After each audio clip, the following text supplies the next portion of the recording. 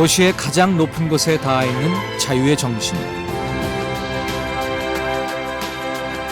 신대륙 이민자들에게 희망의 빛을 전해주었던 자유의 여신상.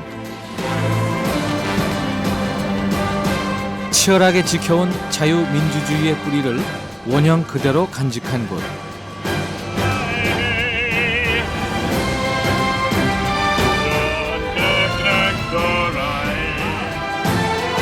영웅들이 지켜낸 자유의 땅 위에 다양한 개성과 문화가 공존하는 나라, 미국입니다.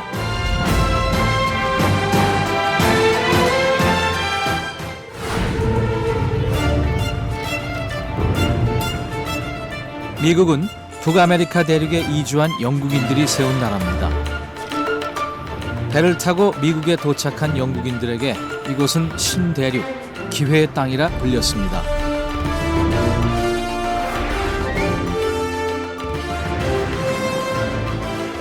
특히 대서양 연안에 위치한 항구 도시 뉴욕은 국제 경제와 정치의 각축장 역할을 해왔습니다.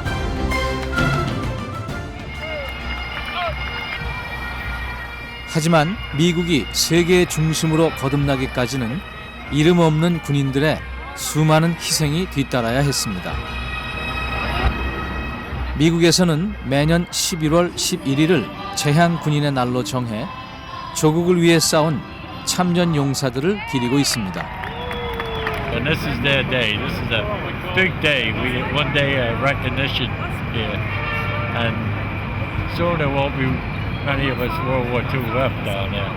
We're losing something like 3,000 a month, and it's nice to be recognized for one day for what a lot of you guys went through.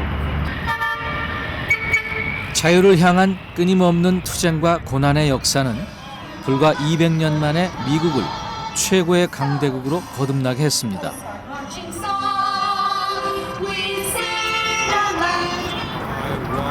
이곳 뉴욕 역시 세계 중심으로 부상하고 있습니다. 색색의 네온 사인으로 화려하게 채색된 뉴욕의 밤입니다.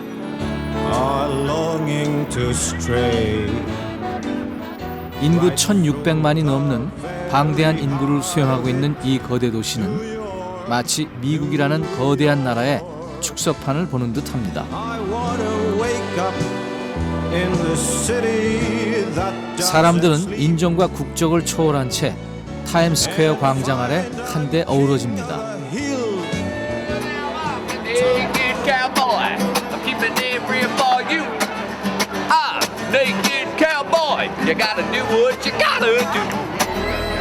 사실 미국의 역사는 그리 오래되지 않았습니다. 하지만 200년의 짧은 역사에도 불구하고 미국은 그 어떤 나라보다 놀라운 발전을 이뤘습니다.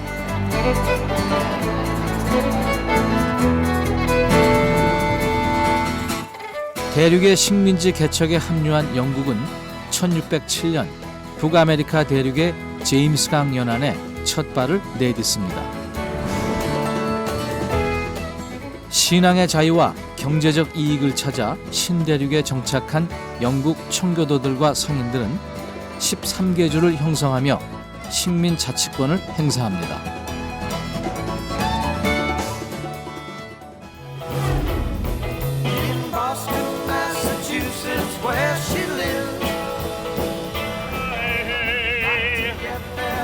영국이 식민지 개척의 거점으로 삼았던 곳이 바로 이곳 보스턴입니다.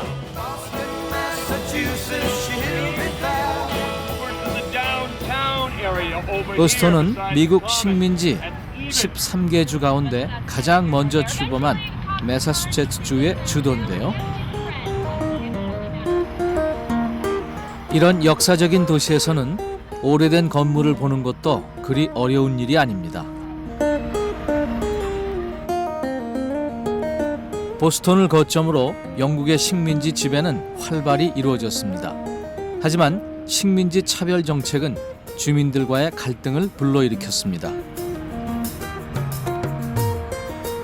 특히 프랑스와의 전쟁으로 재정이 악화된 영국은 식민지에서 세금을 거둬 이를 해결하려 했고 가혹한 정책을 펼칩니다.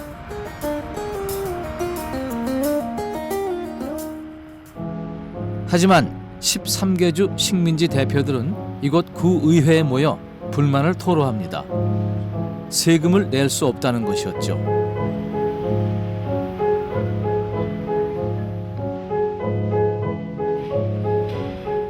영국은 식민지의 반발에 부딪혀 결국 일부 과세를 철회합니다. 하지만 차에 부과한 과세만은 포기하지 않았습니다. 1773년 분노한 식민지 주민들이 이곳 교회로 하나둘 모여들었습니다. 영국에 대항할 혁명을 모의하기 위해서였죠. 그들은 보스턴 항으로 달려가 정박 중이던 동인도 회사 선박에 차 상자를 바다에 던져버립니다. 이른바 보스턴 차 사건이라 불리는 이 사건을 계기로 미국 13개 식민지 독립군과 영국군 간의 치열한 전쟁이 시작됩니다.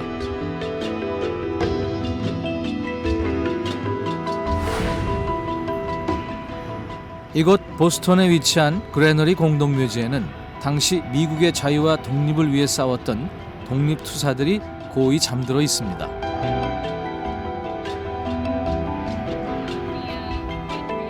영국군의 공격을 렉싱턴과 콩코드에 알린 독립민병대 폴 리버와 매사추세츠 식민지의회 의원으로 활약하며 보스턴 차 사건을 주도했던 세뮤얼 애덤스도 이곳에 잠들어 있습니다. 그레너리 공동묘지 한켠에는 또 다른 건국 영웅의 오벨리스크가 세워져 있습니다. 바로 벤자민 프랭클린의 것인데요. 그는 독립 이후의 미국에 민주주의라는 날개를 단 깨어있는 정치인들 중 한 사람이었습니다. 미국이 독립을 선언했던 도시 필라델피아에는 아직도 그의 집터가 보존돼 있습니다. 비누와 양초를 파는 가난한 집의 자식이었던 벤자민 프랭클린의 검소함은 집안 곳곳에 배어 있습니다. 그는 평생을 민주주의를 위해 헌신했습니다. 독립선언문 작성과 헌법 제정에 관여했던 벤자민 프랭클린은 미국인들이 가장 사랑하는 위인들 중에 하나입니다. He was a great genius, a great wit, a great humorist, a great satirist, and a great politician. Philosopher, moralist, and statesman. 벤자민 플랭클린이 활동했던 필라델피아는 미국의 탄생을 알린 곳이기도 합니다. 미국의 역사는요, 바로 이곳 필라델피아에서 시작됩니다. 뒤에 보이는 독립기념관에서 자유, 평등, 박애 사상을 천명한 독립선언과 헌법이 제정되었고요. 조지 워싱턴, 벤자민 프랭클린, 토머스 제퍼슨 등 미국 건국의 주역들이 활동했던 주 무대가 바로 이곳 필라델피아였습니다. 미국이 탄생한 곳이자 자유와 독립의 역사를 간직한 독립기념관은 1979년 유네스코 세계문화유산으로 지정됩니다. 독립선언문을 발표했던 이곳은 이후 연방헌법을 만드는 정부 청사로 사용되며 미 합중국 탄생에 결정적 역할을 하게 됩니다.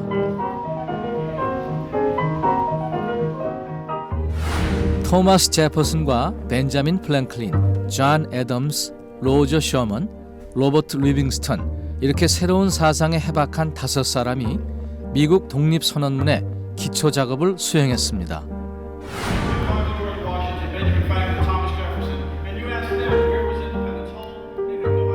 신으로부터 부여받은 권리, 평등과 자유와 행복 추구권을 담은 독립선언문은 당시로서는 혁명적인 것이었습니다.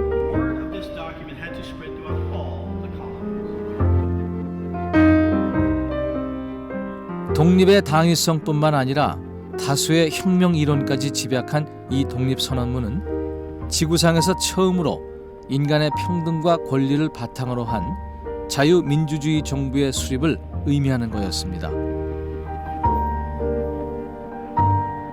그리고 마침내 1776년 7월 4일 토머스 제퍼슨은 힘찬 목소리로 바로 이곳에서 독립선언문을 낭독합니다.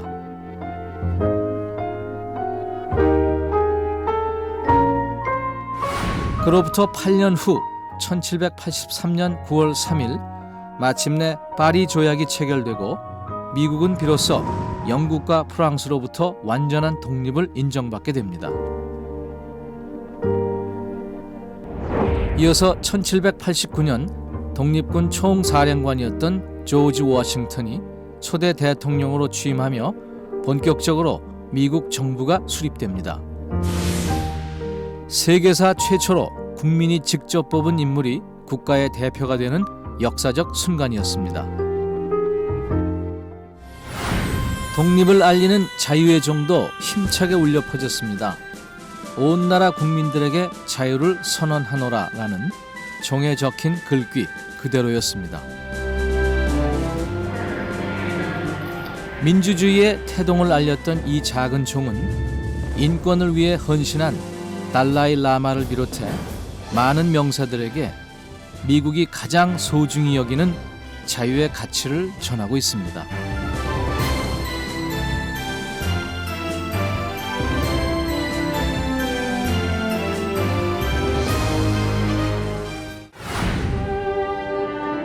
하지만 미국이 진정한 의미의 민주주의를 이루기 위해서는 또 다른 진통을 겪어야 했습니다. 영국 전통을 고수하며 보수적이었던 미국 남부의 7개 주와 유럽 이민자들을 받아들이며 개방적이었던 북부의 6개 주는 정착 초기부터 잦은 분열과 갈등에 시달렸는데요.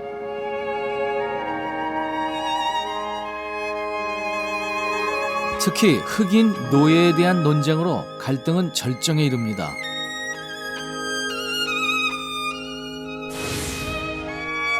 평등권을 바탕으로 노예 제도를 폐지한 북부와는 달리 남부에서는 여전히 노예 소유를 허용하며 북부의 인도주의자들과 부딪혔습니다.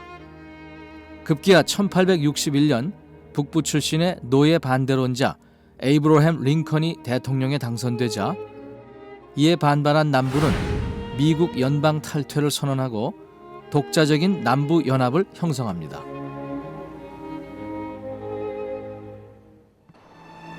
당시 남부 연합의 초대 대통령으로 선출돼서 남부군을 이끌었던 제퍼슨 데이비스. 그가 살았던 남부 연합의 백악관도 남아 있는데요. 이곳에서는 남부의 입장에서 남북 전쟁을 일목요연하게 보여주고 있습니다.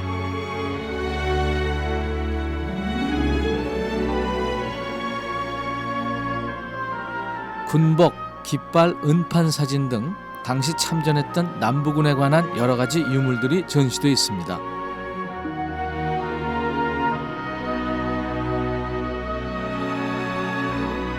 (1861년 4월) 남부군이 북부군의 기지였던 포트 썸터를 포격하며 전쟁의 서막이 오릅니다.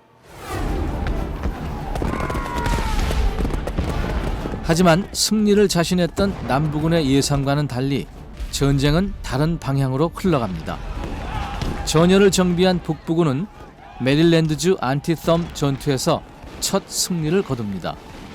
마침내 1865년 남부군이 항복하며 전쟁은 북부군의 승리로 끝납니다.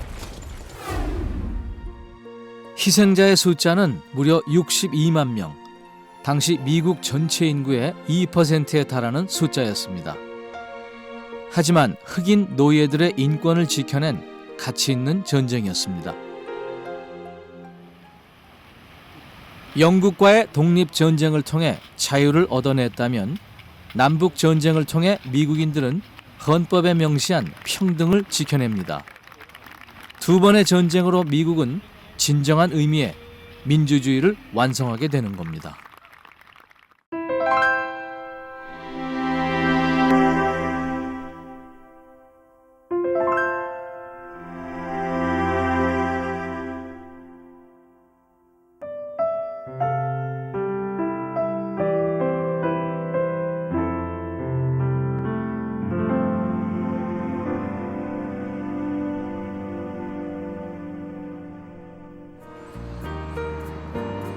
어렵게 쟁취한 자유와 평등의 이념이 미국인들에게 얼마나 중요한 의미인지는 러시모어 조각상을 통해서도 느낄 수 있습니다. 사우스 다코타주 블랙힐스 산맥의 러시모어 산에는 역대 대통령들의 거대 조각상이 서 있는데요. 미국의 독립을 이끈 조지 워싱턴 대통령, 노예들의 자유를 지킨 링컨 대통령, 독립선언문을 작성한 제퍼슨 대통령, 디어도어 루즈벨트 대통령이 그 주인공들입니다. 이 조각상은 무려 14년에 걸쳐 만들어졌는데요. 얼굴 높이만 무려 18m에 달하는 거대한 크기로 보는 사람들을 압도합니다.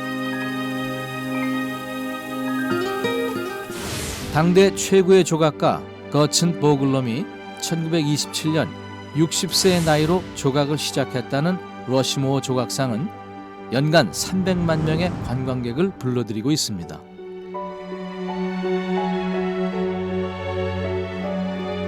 러시모어 국립기념관에서는 조각상이 만들어졌던 과정을 볼 수 있습니다. 거대한 화강암을 다이너마이트로 부순 후 망치와 드릴로 다듬는 방식인데요. 조각상이 완성된 지 70년이 지났지만 아직도 화강암 파편들이 산을 뒤덮고 있습니다. 정말 엄청난 작업이었겠죠?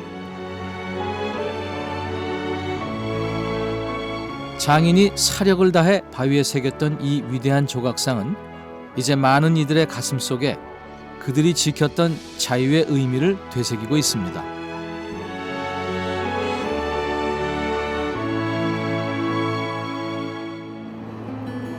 블랙힐스 산맥의 유명 조각상은 이것뿐만이 아닙니다. 러시모어 산에서 27km 떨어진 곳에선 러시모어 조각상보다 훨씬 큰 조각이 만들어지고 있는데요. 바로 크레이지 호스 조각상입니다.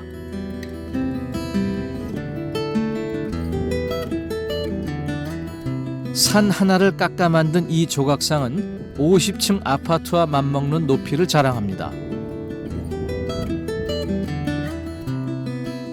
크레이지 호스는 블랙힐스에 살던 인디언 수족의 족장이었는데요.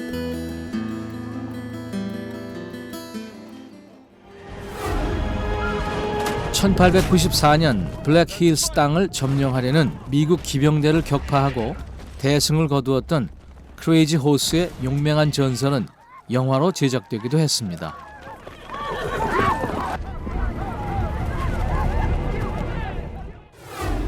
조각가 코작 지올코스키가 인디언 부족의 의뢰로 1948년에 시작한 이 조각상은 워낙 그 규모가 커 아직도 미완인 채 남아 있습니다. 1982년 코작이 사망하자 그의 유업을 받던 아내와 후손들이 대를 이어 작업을 계속하면서 이곳은 한 해 100만 명이 찾는 관광 명소로 거듭나고 있습니다. 처음 이 땅의 주인이었던 원주민들을 몰아내고 신대륙에 정착한 영국인들. 하지만 그들의 나라는 또다시 새로운 주인을 맞아들이게 됩니다. 바로 미래를 꿈꾸며 바다를 건너온 이주민들이었습니다. 자본주의와 고유화폐를 바탕으로 미국은 1910년대와 20년대 놀라운 경제성장으로 황금기를 맞게 됩니다. 비록 1930년대 대공황과 제2차 세계대전의 참화가 닥쳐왔지만 자유와 민주의 수호자로 전쟁의 중심에 선 미국은 많은 사람들의 지지를 받습니다. 이 과정에서 대륙의 수많은 과학자와 예술가, 철학자들이 미국으로 이주하게 됩니다. 이민자들은 배를 타고 바로 이 물길을 따라 뉴욕 항구로 들어오게 되는데요.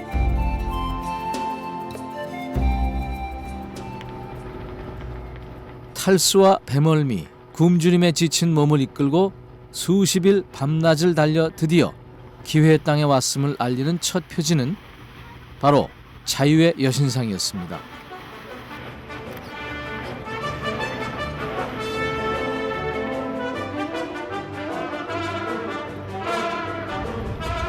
하지만 기쁨도 잠시, 이들은 긴장해야 했습니다. 리버티 섬 뒤에 앨리스 섬이 이들을 기다리고 있었기 때문입니다. 이민자들은 이곳 섬에서 2, 3일을 기다려 입국 심사를 받아야 했습니다. 미국은 이민자들의 나라입니다. 이곳 앨리스 섬은 1892년부터 1924년까지 약 30여 년간 자유의 나라 미국으로 들어오는 현관구시를 했던 곳인데요. 약 1200만 명의 이주민이 이곳에서 심사를 받고 미국 시민권을 얻어 신대륙의 첫 발을 내딛었습니다. 1954년 정식으로 섬이 폐쇄되면서 건물은 박물관으로 운영되고 있습니다. 박물관에 전시된 낡은 사진과 유품들은 1900년대 초반 이민자들의 모습을 짐작할 수 있습니다.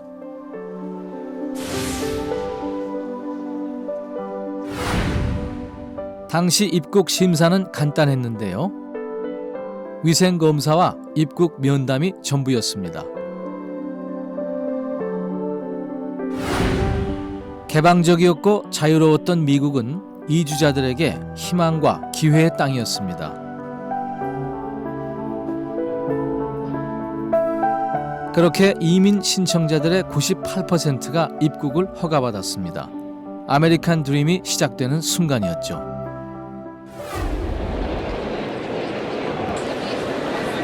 영화 대부의 한 장면인데요. 9살의 주인공 비터가 입국 심사를 받는 장면은 당시의 모습을 그대로 재현하고 있습니다. What is your name? 자유와 행복을 찾아 수만리 물길을 헤쳐온 이들에게 눈앞에 우뚝 솟은 위풍당당한 여인의 모습은 밝은 미래를 약속하는 징표처럼 보였을 겁니다. 한 손에 독립선언문을, 한 손에 횃불을 든 자유의 여신상은 명실상부한 미국의 상징물로 자리 잡게 됩니다. 지금은요, 미국의 상징물로 뉴욕 앞바다에 우뚝 서 있습니다. 외형은 조각가 프레드릭 바르톨디가 조각하고, 내부는 건축가 귀스타프 에펠이 설계한 높이 46m의 이 조각상은 1875년 착공해서 1884년에 완성됩니다.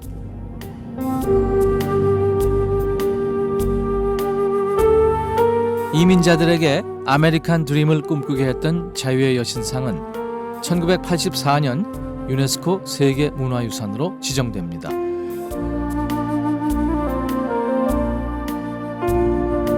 세계를 비추는 자유라는 이름의 이 조각상은 이곳에 담긴 의미로 인해 학생들의 수학여행 장소로도 인기를 끌고 있습니다. There's Statue of Liberty in our class, and now we're visiting here.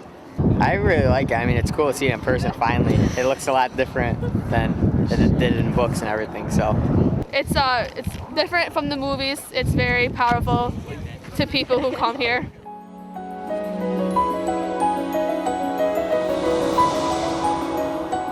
내부에는 박물관과 전망대가 들어서 있지만 뉴욕이 한눈에 내려다 보이는 왕관 부분의 전망대는 9.11 테러 이후 출입을 제한하고 있습니다.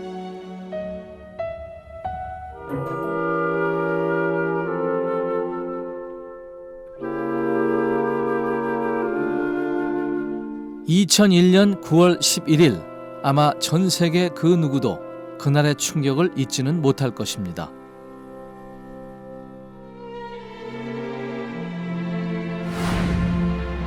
뉴욕의 세계무역센터 빌딩을 비롯한 주요 건물들이 테러 조직의 무자비한 공격으로 붕괴돼서 3천여 명에 달하는 희생자를 낳았던 그날의 참사는 10년이 지난 지금도 많은 미국 사람들의 가슴 속에 상처와 아픔으로 남아 있습니다.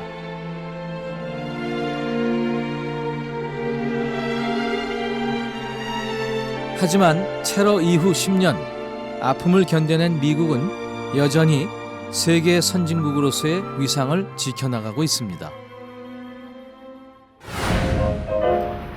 신대륙 허허벌판 위에 마천루의 도시를 쌓아 올리고 분열된 식민지에 세계 최초의 자유민주주의 국가를 세운 미국의 저력은 지금도 계속되고 있습니다. 노예 해방 선언 140년 후 미국 최초의 흑인 대통령을 탄생시킨 미국은 국적과 인종을 초월해 누구나 다양성과 개성을 발휘할 수 있는 나라가 됐습니다.